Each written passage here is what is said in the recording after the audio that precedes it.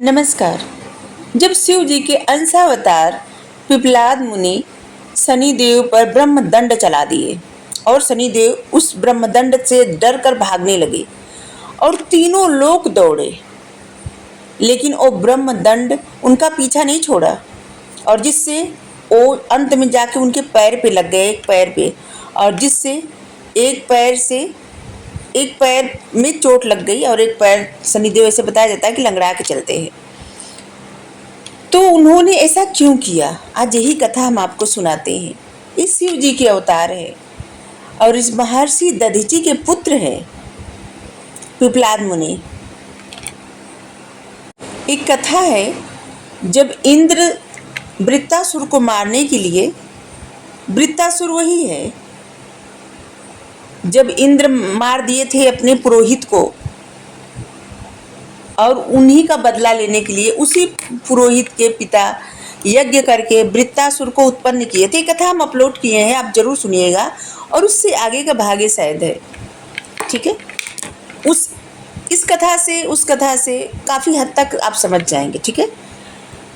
तो वृत्तासुर का आतंक इतना ज़्यादा जब फैल गया था, तीनों लोकों में बढ़ता जा रहा था और वृत्तासुर को कोई नहीं मार पा रहा था, तब इंद्रदेव ने महर्षि दधीचि की हड्डियों से अपना वज्र बनाया, वज्र का निर्माण किया, और जब अपने वज्र का निर्माण किए और उसी वज्र से वृत्तासुर का वध किए। वृत्तासुर विष्णु भगवान का महान भक्त भी था। महर्षि दधीचि के हड्डियों से, अस्थियों से वज्र कैसे बना? क्योंकि महर्षि दधीचि शिव जी के महान भक्त थे और उनकी जो हड्डियां थी वो शिव जी के तेज से युक्त थी। शिव जी का तेज था उन हड्डियों में, और इसीलिए उनके हड्डियों से वो वज्र बना इंद्र का, और जिससे वृत्तासुर का वध हुआ। नहीं तो वृत्तासुर का वध कोई नहीं कर पाता, क्योंकि सिर्फ राक्षस जो रहते हैं, दानव रहते हैं, उनका संहार करना आसान होता है, लेकिन भगवान के जो भक्त रहते हैं, चाहे वो दानव रहे चाहे कोई भी रहे, उनका वध करना आसान नहीं रहता है, देवताओं के लिए भी। और जिस वक्त महर्षि दधीचि अपने हड्डियों का दान किए थे, अस्थियों का दान किए थे, उस समय उनकी पत्नी सुरवचा आश्रम में नहीं थी। जब उनकी पत्नी आश्रम में पहुंची और उनको पता चला कि उनके पति की अस्थियों का उपयोग देवताओं के अस्त्र शस्त्र बनाने के लिए किया गया है, तो उनको बहुत कष्ट हुआ और वो सती बनने के लिए जैसे न आतुर हो गई कि उनको सती ही बनना है। तभी आकाश से उनको आकाशवाणी सुनाई दी कि अभी रुक जाओ, महर्षि दधीचि का पुत्र है जो शिव जी का अंश है और वो तुम्हारे गर्भ में है, और इसलिए इसकी रक्षा करना तुम्हारा कर्तव्य है, और ये शिव जी का अंशावतार है, ये पुत्र शिव जी का अंशावतार है।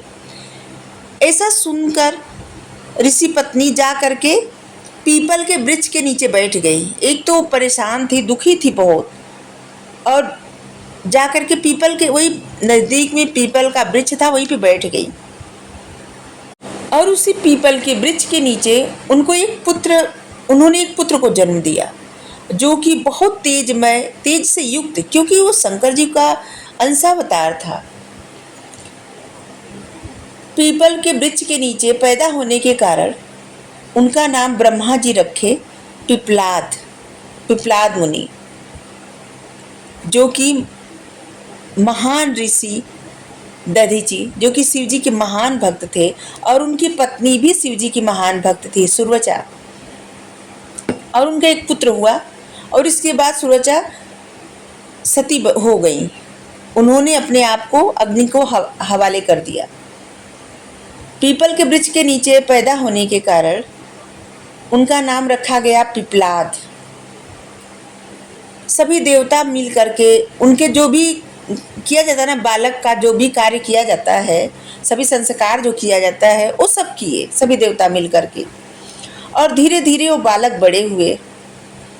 जब बड़े हुए तो उनको ऐसे कमी खलने लगी कि उनके माता पिता क्यों नहीं है, उनके पिता उनके जन्म से पूर्व ही क्यों चले गए, और उनकी माँ भी सती हो गई, ऐसा क्यों हुआ, क्या कारण है।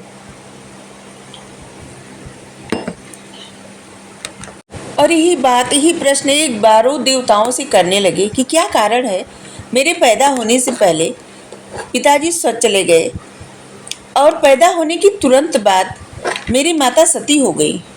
ऐसा क्या कारण है कि मैं अनाथ होकर इतना कष्ट झेल रहा हूँ? मैंने कौन सा पाप किया है?